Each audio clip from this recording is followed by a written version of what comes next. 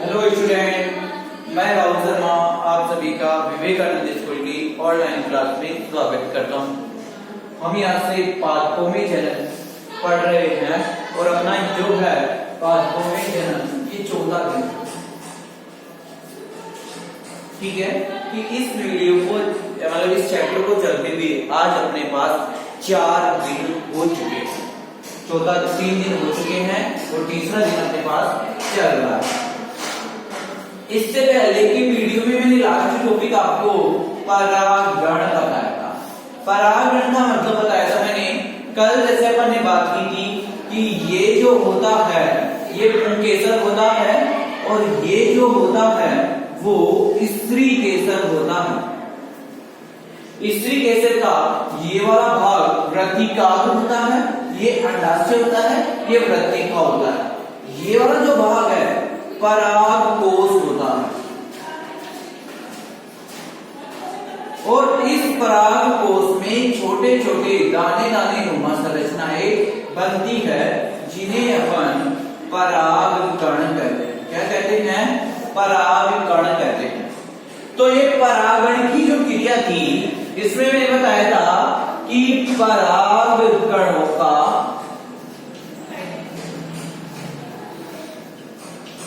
परागकणों का किसी भी माध्यम द्वारा वृत्तिकाग्र तक पहुंचने की क्रिया, वृत्तिकाग्र तक पहुंचने की क्रिया परागण कहला रही है। परागण कहलाती है। कहने का तात्पर्य ये है कि जब ये परागकोश यहां से फट जाएगा और फट जाने पे ये परागकण यहां से बाहर निकल जाएंगे और बाहर निकलकर ये किसी भी माध्यम द्वारा, चाहे वो हवा हो, कीट हो, जल हो या फिर और कुछ भी माध्यम हो, उस माध्यम के द्वारा इस वृत्तिकाग्र तक जो पहुंचने की जो क्रिया है वो क्या कहलाएगी? परागण कहलाएगी। उसको तो क्या कहेंगे? परागण कहेंगे। अब देखिए परागण जो होता है वो 2 प्रकार का होता है। कौन कौन सा, उसकी बात करते हैं।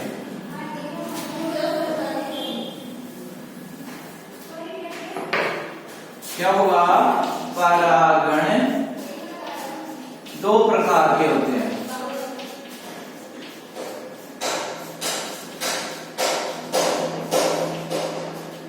कौन कौन से होंगे? एक तो होता है स्वपरागण और एक होता है परपरागण। देखिए स्वपरागण का मतलब क्या होगा? अब यहां जो है ना कि मान लो एक ही फूल है, उस पर एक ये है, एक इस तरह का एक पुष्प है, ठीक है। और इस पुष्प में ही क्या है? पुंकेसर और स्त्री केसर दोनों है। तो इस पुष्प के अंदर ही क्या होगा? यहां से परागकण निकलेंगे और यहां तक वृत्तिकाग्र तक चले जाएंगे। मतलब एक ही पुष्प के अंदर सभी क्रियाएं हो रही है। इसी पुष्प के अंदर क्या हो रही है? सभी क्रियाएं हो रही है। तो इस प्रकार की जो क्रिया होती है वो स्वपरागण होती है। मतलब एक पुष्प के परागण उसी पुष्प के वृत्तिकाग्र तक जा रहे हैं, तो यह क्रिया क्या कहलाएगी? स्वपरागण कहलाएगी। अब इसके बाद में परपरागण की बात करते हैं। परपरागण में क्या होगा कि ये वृत्तिकाग्र नहीं रहेगा। अब इस पुष्प के अंदर ये पुंकेसर है। क्या है? इस पुष्प के अंदर पुंकेसर है और अब यहां से परागकण निकलकर दूसरे पुष्प के वृत्तिकाग्र पर जाएंगे।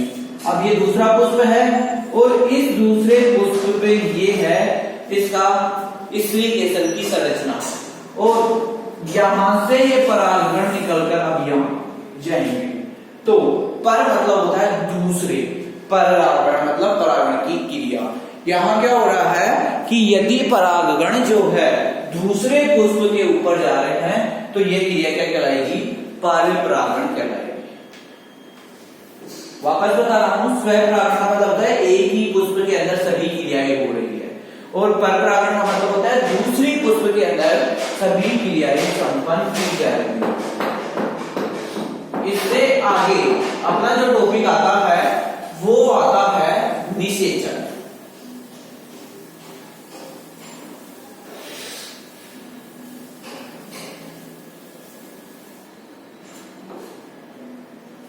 इसका अगला टॉपिक क्या आएगा अपने पास? निषेचन। तो देखिए, कल मैंने आप सभी को ये एक स्त्री केसर की संरचना बताई थी।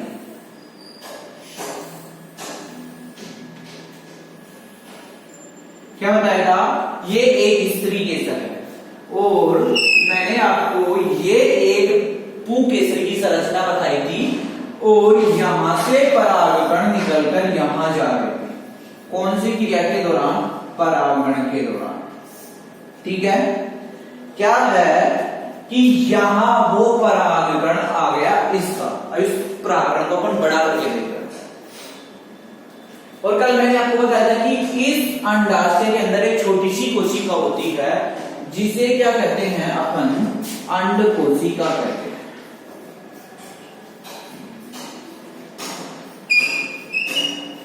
इसको अपन क्या कहेंगे? अंड कोशिका। तो ये जो है परागकण, ये अंकुरित होने लगता है, मतलब यहां से एक नली का निर्माण कर लेता है। पराग नली जिसे कहते हैं, पराग नलिका का निर्माण कर लेता है, और इस पराग नलिका को धीरे धीरे इस अंड कोशिका तक पहुंचा देता है। तो इस पराग नलिका के अंदर नर युग्मक होते हैं जिन्हें अपन परागकण कहते हैं, और ये अंड कोशिका हो गई। तो परागकण और अंड कोशिका आपस में जुड़ जाती है। तो अपन ने कल ही बात की थी कि परागकणों को नर युग्मक कहते हैं और अंड कोशिका को मादा युग्मक कहते हैं। तो नर युग्मक व मादा युग्मक के संयोजन की क्रिया क्या कहलाती है? निषेचन कहलाती है। मतलब दोनों की जुड़ने की क्रिया निषेचन कहलाती है। तो यहां से आपको क्या लिखना है? निषेचन की परिभाषा।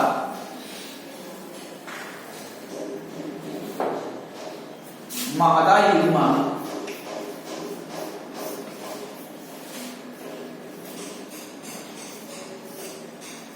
एवं व नर युग्मकों के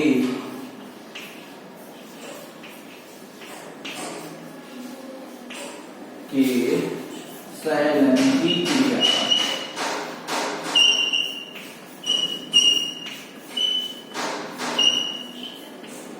क्रिया निषेचन कहलाती है।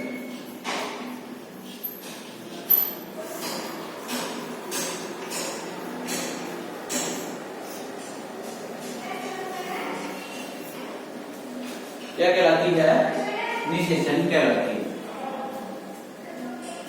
कहने का मतलब है कि जो ये मादा युग्मक था जिसे अपन ने अंड कोशिका कहा था, और ये नर युग्मक था जिसे अपन ने परागकण कहा था, आपस में क्या हो जाते हैं? अंडाशय के अंदर जुड़ जाते हैं। जुड़ जाने के बाद में निषेचन की क्रिया जो होती है वो संपन्न हो जाती है। तो आपको ये याद रखना है, मादा युग्मक व नर युग्मक के आपस में जुड़ने या संलयन की जो क्रिया है वो निषेचन कहलाती है। अब देखिए, जैसे जैसे क्या होता है कि मैंने आपको ये है की संरचना, अब इसमें मैंने अंड कोशिका तो आपको बताई थी, लेकिन इससे एक छोटी छोटी सी संरचनाएं और होती है। उन छोटी छोटी संरचनाओं को अपन बीजांड कहते हैं। क्या कहते हैं? यहां से एक छोटी छोटी संरचनाएं होती है, इन छोटी छोटी संरचनाओं को अपन बीजांड कहते हैं। क्या कहेंगे अपन इसको? बीजांड कहते हैं। तो क्या होगा जब निषेचन की क्रिया संपन्न हो जाएगी, जब पूर्ण रूप से निषेचन हो जाएगा, ठीक है, जब दोनों आपस में मिल जाएंगे, तो इस पूरे अंडाशय से क्या होगा? इस पूरे अंडाशय से फल का निर्माण हो जाएगा और इस बीजांड से बीज का निर्माण हो जाएगा। कहने का तात्पर्य है कि ये अब फूला हुआ जो भाग है ये फल में विकसित हो जाएगा। मान लो ये एप्पल की बात करते हैं, तो ये एप्पल का एक कार्ड का डायग्राम है, ठीक है।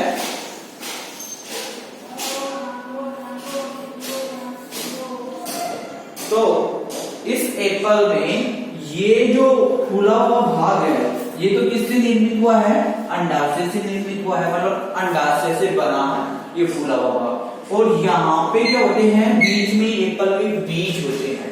तो उस बीज का या उन बीजों का निर्माण कहां से हुआ है? बीजांड से हुआ। उन बीजों का निर्माण कहां से हुआ है?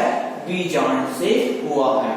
तो आपको ये बात याद रखनी है कि जब पादपों में निषेचन की क्रिया संपन्न हो जाती है तो अंडाशय से फल और बीजांड से बीज का निर्माण हो जाता है, ठीक है।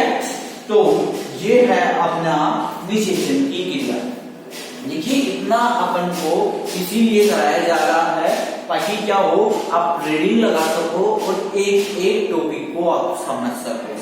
फिर इसके बाद में कल इस चैप्टर को पूरे को अपन फिनिश कर देंगे और काम दे देंगे। तो आज आप सभी को क्या करना है, इस पूरे जो अभी जब तक पढ़ाया अलैंगिक जनन की विधियों से और निषेचन और फल का परिवर्तन या बीज का परिवर्तन तक आप सभी को क्या करना है, रीडिंग लगानी है और यहाँ से वीडियो देखना। एक बार समझ में नहीं आता है तो 2 बार देखना है। और साथ ही साथ आप सभी को जो भी प्रश्न उत्तर दिए गए हैं पीछे के वो सभी करने हैं। यदि कोई भी प्रश्न उत्तर नहीं आता है तो आप मैसेज करके पूछ सकते हो कि सर इसका आंसर क्या होगा। धन्यवाद।